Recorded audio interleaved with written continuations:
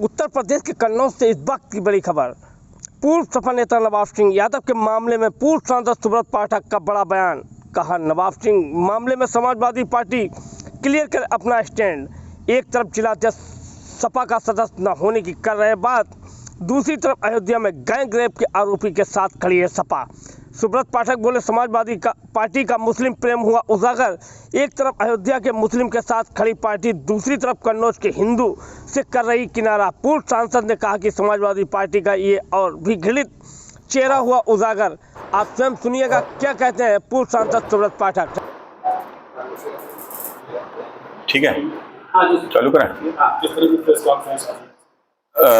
मैं देख रहा हूं कि समाजवादी पार्टी लगातार खासकर कन्नौज वाले प्रकरण के ऊपर लोगों को गुमराह करने का प्रयास कर रही है। खुद भी कंफ्यूज दिखाई पड़ रही है। जिस प्रकार से समाजवादी पार्टी के प्रवक्ताओं के द्वारा अलग अलग चर्चा की जा रही है। एक प्रवक्ता उनकी बोलती हैं कि नवाब सिंह उनके पुराने नेता हैं, एक प्रवक्ता उनके बोलते हैं कि नवाब सिंह से कोई मतलब नहीं है। एक प्रवक्ता उनके एक नई बात बोलते हैं, मेरे साथ कोई फोटो दिखाते हुए वायरल करते कि ये मेरा आदमी है। तो कुल मिलाकर मैं जो प्रवक्ता मेरे साथ नवाब सिंह की फोटो दिखाकर उनको मेरा आदमी बता रहे हैं, तो शायद उन्होंने योगी जी के साथ अखिलेश जी की भी फोटो देखी होगी, तो उनको बताना चाहिए अखिलेश जी क्या योगी जी के आदमी है। कुल मिलाकर ये हास्यास्पद है। और सबसे बड़ी बात यह है कि अखिलेश जी को आकर उत्तर देना चाहिए कि आखिर नवाब सिंह किसका आदमी है। अखिलेश जी को यह भी बताना चाहिए कि उनके संपर्क में आने से पहले पूर्व में नवाब सिंह की सामाजिक, आर्थिक और राजनीतिक हैसियत क्या थी, और वर्तमान में समाजवादी पार्टी के संपर्क में आने के बाद में, अखिलेश जी के संपर्क में आने के बाद में आज उसकी राजनीतिक, सामाजिक और आर्थिक हैसियत क्या है, यह सभी लोग को मालूम है। जिस कॉलेज का नाम हो रहा है, जहां के ऊपर घटना स्थल दिखाया जा रहा है, उस कॉलेज का उद्घाटन करने वाले अखिलेश यादव जी। अखिलेश यादव जी के इस व्यक्ति के साथ में किस प्रकार के संबंध थे, उसकी चर्चा हर गांव गली में कन्नौज के हुआ करती थी। जब अखिलेश जी मुख्यमंत्री थे तो इसको मिनी मुख्यमंत्री का दर्जा यहाँ के ऊपर मिला हुआ था। और डीएम हो, एसपी की तो बात छोड़ दो, उत्तर प्रदेश के बड़े बड़े मंत्री इनसे सिफारिश के लिए आते थे, बड़े बड़े अधिकारी इनके यहाँ दरबार लगता था, सिफारिश पर आते थे। समाजवादी पार्टी की सरकार बनते ही जब श्रीमती डिंपल यादव जी का जो लोकसभा का जो उपचुनाव हुआ, डिंपल यादव जी निर्विरोध चुनी गई। वो निर्विरोध कैसे चुनी गई आप सबको बताने की आवश्यकता नहीं है, हमारे कन्नौज के मीडिया के साथी सभी लोग जानते हैं। उसको, डिंपल जी को निर्विरोध कराने में किस प्रकार से अपहरण तक हुए, उन अपहरण को कराने वाले नवाब सिंह यादव, माने डिंपल यादव को निर्विरोध चुनवाने वाले स्वयं नवाब सिंह यादव। और नवाब सिंह यादव जो कि डिंपल जी के प्रतिनिधि रहे, और मुंह बोले प्रतिनिधि नहीं रहे, लिखा पढ़ी में प्रतिनिधि रहे। मैं फिर जिम्मेदारी से कह रहा हूं, लिखा पढ़ी से प्रतिनिधि रहे। और समाजवादी पार्टी का नवाब सिंह यादव आज भी किसी भी बच्चे से पूछोगे जाके, किसी भी रिक्शे वाले से पूछ लो, किसी भी दुकान वाले से पूछ लो, या कोई भी साधारण मतदाता समाजवादी पार्टी का पूछ लोगे, तो उससे कोई दूसरा नेता अखिलेश यादव के बाद यदि किसी का नाम कन्नौज की धरती पर लिया जाता है, उसका नाम है नवाब सिंह यादव। और आज उससे पल्ला झाड़ना, तो मैं स्पष्ट रूप से कह रहा हूं, ये समाजवादी पार्टी का बहुत घृणित चेहरा है।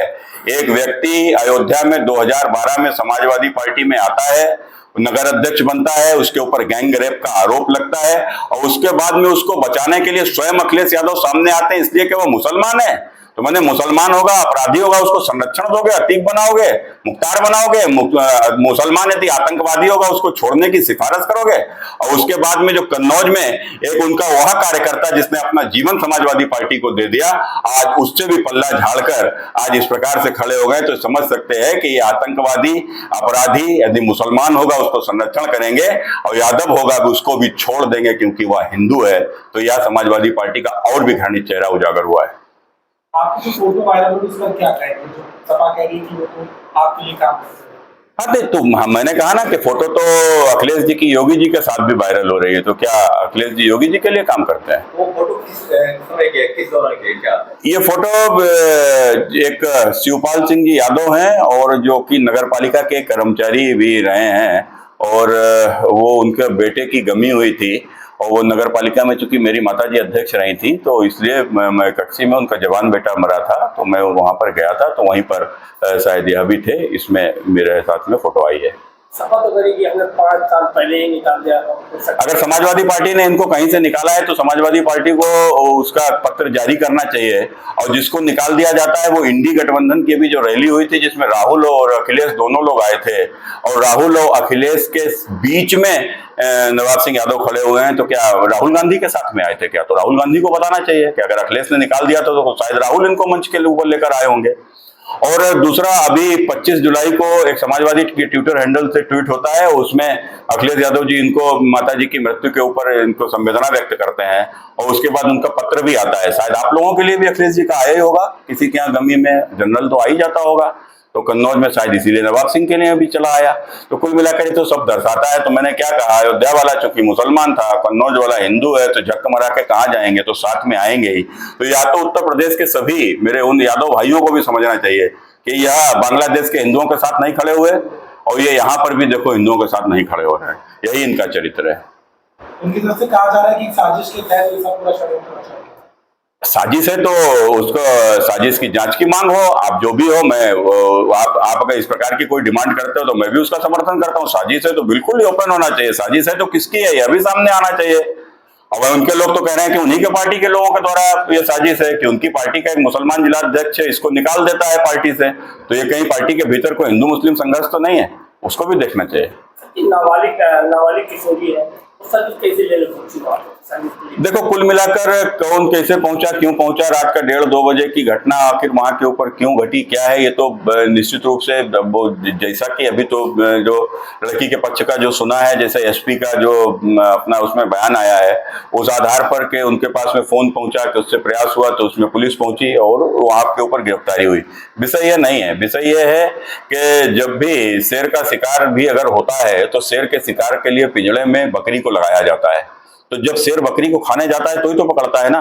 तो कुल मिलाकर यदि कोई भी ये षड्यंत्र है भी, अगर इनकी पार्टी के लोगों को तो मौका किसने दिया, तो स्वाभाविक है। देखो ये घटना एक बहुत स्पष्ट रूप से एक बात साफ कह रही है, और ये घटना समाजवादी पार्टी के चरित्र को भी उजागर कर रही है। इसकी निष्पक्ष जांच होनी चाहिए।